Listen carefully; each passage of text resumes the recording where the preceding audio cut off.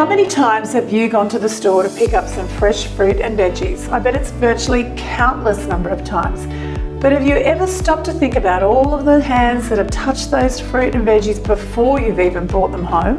The pickers, the packers, the grocery store staff and customers, all that squeezing and sniffing and prodding by sneezed on, bottom wiping hands, not to mention the pesticide residue coating the fresh produce. It's more important than ever to be aware of where food comes from and how it got here. So I want to share with you a low-cost, super effective solution to try out next time you've been to the grocery store. When you get home with fresh produce, run a full sink of water and add a generous splash of apple cider vinegar. Pop your fruit and veggies into the sink. Let them soak for 15 minutes or so. Give them a good rub. Peel off any stickers and stick them to something that's already in your bin, and then leave on the side of the sink to drip dry.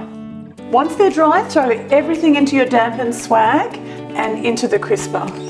That's it. Now you have ready to go cleaner fruit and veggies that will stay fresh for 2 weeks or more.